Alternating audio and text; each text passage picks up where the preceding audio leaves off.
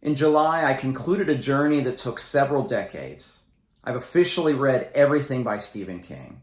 Every novel, every work of short fiction, all those short story collections, and every work of nonfiction. So what do I have to do next? A top 10 list.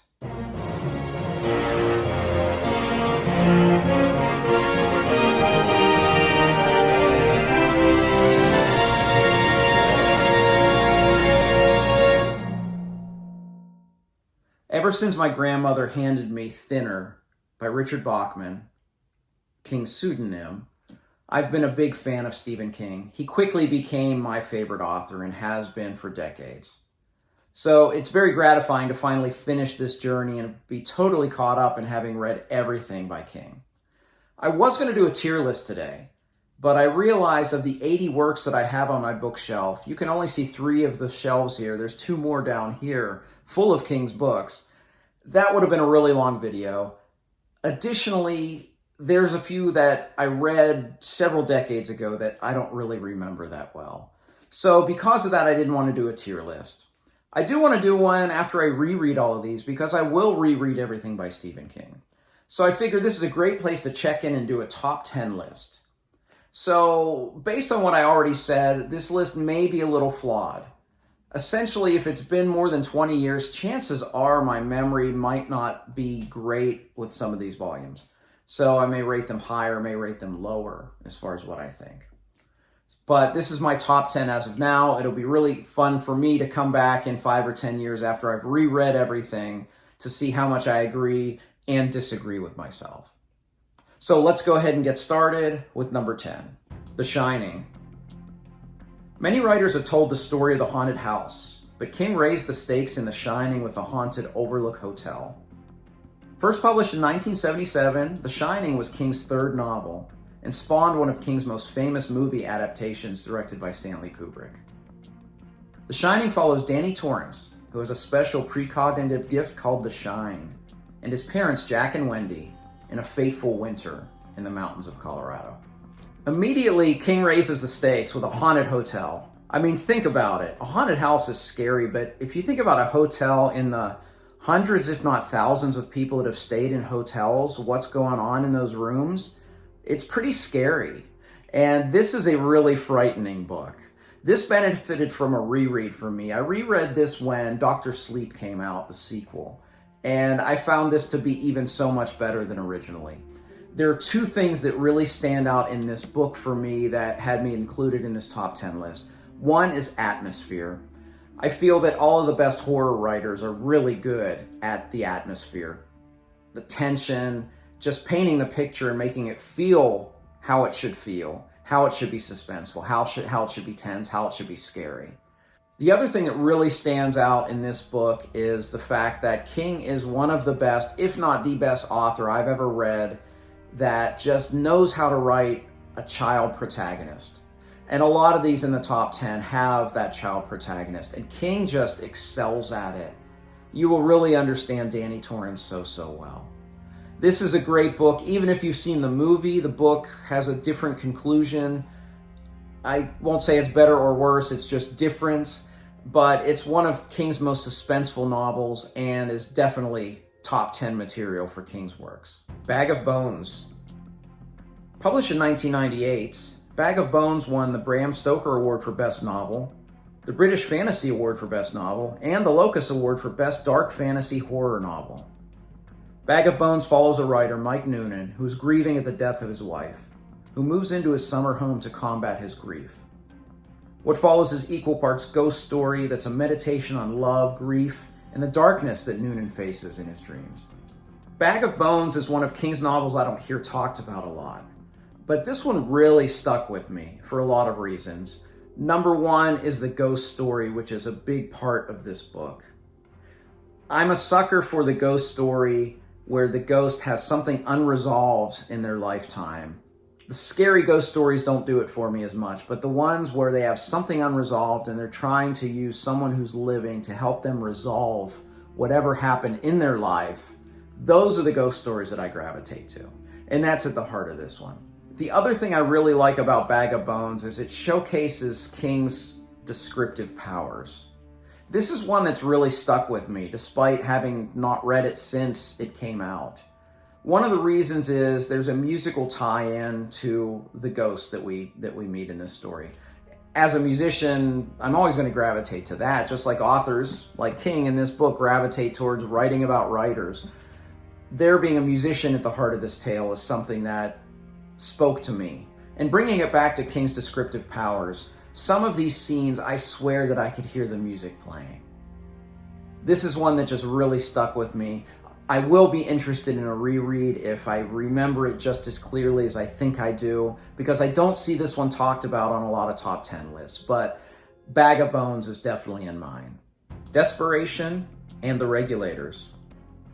Published in 1996, Desperation is a novel by Stephen King that is set in Desperation, Nevada, and follows a cast of characters confronting a dark and powerful evil in the desert. Also published in 1996 is The Regulators, written by King's pseudonym Richard Bachman, and is set in a parallel universe, utilizing most of the same characters from Desperation, in a very different tale. These are two more that benefited from a reread for me. In Desperation, we got something King does very well. It's just this evil, ancient evil in the desert. And The Regulators is kind of the pulp story dealing with that same evil. The one thing I really enjoy about both of these is you see the scope of King's writing style being different in these two stories. Desperation, it's a traditionally told King tale. Bachman writes different than King, which blows my mind when authors are able to do this, to write in totally different writing styles. Now, I will say when I reread these together, I gave Desperation a 5 stars and I gave Regulators a 3-star. But I think together, these are just some indelible works that are fantastic in King's output. And I wanted to group them together so that you knew about both of these books and you didn't just read Desperation and miss The Regulators. Needful Things. Published in 1991, Needful Things is set in Castle Rock, Maine, the site of many of King's books, including The Dead Zone and The Dark Half. It follows Leland Gaunt, who opens a little shop called Needful Things, where he just happens to have exactly what each shopper needs. But he doesn't take payment, instead simply asks for a favor in return. Leland Gaunt is one of the most innocuous of King's villains. He's just this guy that has a shop that happens to have what you need, and he only needs a favor, just a little favor. What I love about this is the tension that just continually builds through this story. And then Gaunt calls in all these favors to basically destroy this town of Castle Rock. It's one of those cliches where you just can't look away. You know that impending disaster is looming, you can't look away. I love Needful Things. Leland Gaunt is one of the most subtly drawn of King's villains, but to me, one of the best ones, one of the most memorable ones. This is another book that I don't see talked about a lot when people give their top Stephen King books, but this one is one of my favorites. Salem's Lot. Salem's Lot was published in 1975 and was King's second novel. Set in a small, seemingly idyllic New England town, idyllic until a mysterious stranger arrives, one who would wreak havoc on the community and change lives. Filled with some of King's scariest scenes, Salem's Lot is the ultimate vampire tale. And when I say scariest scenes, my number one scariest scene of all of King's works is in Salem's Lot. I won't spoil it, but I will say, just for those of you that have read it, just has to do with a bedroom window and the hair on my arms just stood up. It's horrifying. It's so well done. For one of King's early novels, it just shows how great he was, what a master he was so early in his career. Additionally, I like how he wrapped this novel up into the Dark Tower. If you weren't aware, one of the main characters from this novel is very prominent in the later books of the Dark Tower, specifically Wolves of the Calla. So if you do decide to read the Dark Tower series, I highly recommend reading this between installments 4 and 5. It will make book 5 so much better. The first time that I read The Dark Tower, I read Wolves of the Calla, and it had been so long since I read Salem's Lot that I didn't get the full benefit of that. But when I do my reread, you can guarantee that I'll be reading Salem's Lot right before Wolves of the Calla. If you like vampire stories, you want to be scared, there's none better than this one. Different Seasons. Published in 1982, Different Seasons is a collection of 4 novellas, 3 of which have had highly successful film adaptations, including The Shawshank Redemption and The Body, which was the story for the film Stand By Me. These 4 stories are most notable for their diversity, as that they are not in the horror genre, which had been primarily King's output prior to this collection. Different Seasons is the book that I normally tell people to read if they've never read King. It's not that I don't want to recommend a horror genre, but I think because all 4 of these stories are so good, it just showcases my favorite thing about Stephen King, in that first and foremost, he's a storyteller. I love the diversity of these 4 tales, and that's why I recommend this one the most. This is one that is just so different. You have just the sheer delight of The Body, the horror of Apt Pupil, which is about a young protagonist who realizes his neighbor is possibly a Nazi. And the title tells you something about the tale. That's all I'll say about that. And of course, Rita Hayworth in The Shawshank Redemption, which became that brilliant film that we all know. Different Seasons is maybe very different work by King, at least in this part of his career, but showcases all of the great things about him as an author. Wizard and Glass. Published in 1997, Wizard and Glass is the 4th book of King's 7-book magnum opus, The Dark Tower. Wizard and Glass is a prequel of sorts, as it focuses on the backstory of Roland Deschain, the gunslinger. It is one of King's most traditional fantasy tales, with strong elements of Roland's coming-of-age tale, as well as his first love. I'll be honest, I'm always shocked when I hear someone doesn't like this book, because I loved this book so much when I read it. When I read the first 4 Dark Tower novels, which mostly coincided with when they came out, except for The Gunslinger, each of them got better and better. But for me, this was the peak, the pinnacle of The Dark Tower was this story. I love this coming-of-age tale. I love seeing Roland's original quartet or fellowship of companions. And this is one that I'm really shocked everybody doesn't love. In fact, I've seen a few, just looking around BookTube, seeing some people talk about their favorite Stephen King books. And a lot of them are like me, where this is a top 5 book, but I've seen a couple that even say that this is their favorite Stephen King book. You can't read it without reading The Dark Tower. You're not going to get as much out of it. But I think you should read The Dark Tower, if anything, just to experience Wizard and Glass, which I highly, highly endorse and really, really love. The Stand. The Stand was first published in 1978, but the uncut edition was not released until 1990. Set in America after a virus had wiped out most of the population, The Stand follows a large cast of characters who are drawn to one another via clairvoyant dreams. What follows is the forces of good making a stand against the forces of evil. Kind of need 2 hands to hold this one up. He's a chunky boy. This was my favorite Stephen King novel for a very long time. And if someone says that this is their favorite King novel, I just kind of say, yeah, right on. No doubt. The reason that so many people love this book is the characters. Stephen King is a great character writer in just about all of these books on my shelf. But this is probably his largest cast of characters, as well as his most finely drawn characters. One thing I always find interesting is when I see someone talk about the characters from The Stand, and they talk about their favorite, it's always somebody different. And it just shows how great these characters are. You may pick Stu or Franny, Larry Underwood, Nick. M-O-O-N spells character. Even Harold might be your favorite character. There are no wrong answers. One of the things that really sticks with me with The Stand is the characters that live to the end, because it's Stephen King. He's not afraid to kill a character to further a story. I think about them. I wonder what their lives were like after the book. That doesn't happen for me with a lot of books. I may have a character or 2 where I wonder, but most of these characters, I just wonder what happened next. I don't want King to write a sequel, I don't really need to know, but I do love that aspect of The Stand. King's best character work, a sprawling, post-apocalyptic tale, good versus evil, has all of the elements of just an epic work of fiction that is one of King's best. It. Published in 1986, Stephen King's It probably needs no introduction. It follows two separate timelines, a group of children and then adults fighting a great evil in Derry, Maine. It is a towering epic of the horror genre, featuring one of the scariest evils portrayed on the written page. It is another chunky boy, and I will say that this book benefited for me from a reread. I had always regarded The Stand above It until I reread them and just realized what a masterpiece this book is.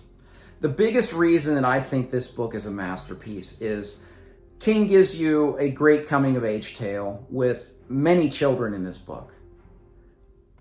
Some authors have done that before. King's done that before. But what I found most interesting is then seeing these kids as adults and seeing how the events in the earlier timeline influence their lives.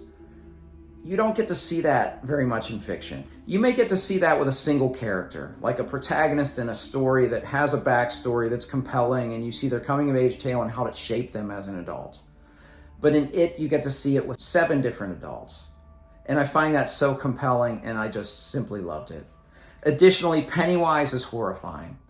I will say, though, that I don't think he's the scariest of King's villains. I think he's second. For me, the scariest villain in King's works is in Misery. Annie Wilkes is horrifying. But I digress. Pennywise is a fantastic villain of ancient evil. So apparently on BookTube, we're calling these Daniel Green style cut-ins. I wanted to say 2 more things about it. One, there is a problematic scene in the earlier timeline regarding the kids. It's sexual in nature that may be just a trigger for some people. I just wanted to make sure I didn't gloss over that. The other thing I forgot to mention is It has my single favorite chapter in all of King's works. It's called Bill Denbrough Beats the Devil Part 2, and it's my favorite chapter of all the things he's written. So what could possibly top It? The Stand. Wizard and Glass, my favorite installment from The Dark Tower.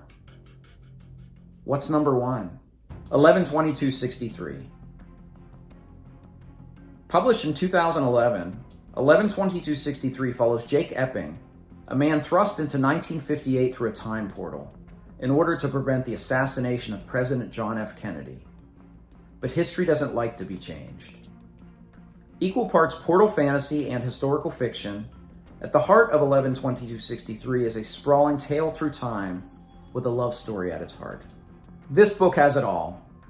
It's a brilliant work of historical fiction. It's a brilliant work of portal fantasy. It has one of King's most indelible love stories, and it's a tightly plotted narrative. It truly does everything that I love about Stephen King. Perhaps the number one reason why this is number 1 on my list is its ending. A lot is made about Stephen King struggling to finish a book. It's often said about him that the journey is always better than the destination. And I'm not going to refute that, although I think it is a little overblown. But the destination in 11/22/63 is one of the most beautiful endings of anything I've ever read. It's certainly King's best ending, and one of the best endings to any book I've ever read. It is simply beautiful. I will say part of my enjoyment from this is I lived in Dallas for 15 years, and I read this in Dallas when it came out. And when I lived in Dallas, every time a friend from out of town or a family member would visit me, they'd always want to go see the School Book Depository, the Grassy Knoll, and the JFK Museum. So I'm sure that helped my love for this book. Additionally, being in Dallas and when they talked about the M Streets or the Fort Worth Stockyards, knowing what they were talking about certainly added to my appreciation of this book. But first and foremost, this is just a sprawling historical fiction tale, as I said, with a love story at the heart of it. My favorite Stephen King book is 11/22/63. Okay, constant readers, what did I miss? I'm sure there are many of these 80 that you put in your top 10 that weren't in mine. 2 that pop to mind for me would be Carrie and Pet Sematary. Let me know what would be on your top 10 list. I'm very curious when I do start a big reread of all of these books, what I'll think at the end when I go back to this video. If you like this video, please give me a like and subscribe. Also, find me on Twitter and Goodreads. I'd love to interact with you there. As always, thank you for watching. Until next time, goodbye.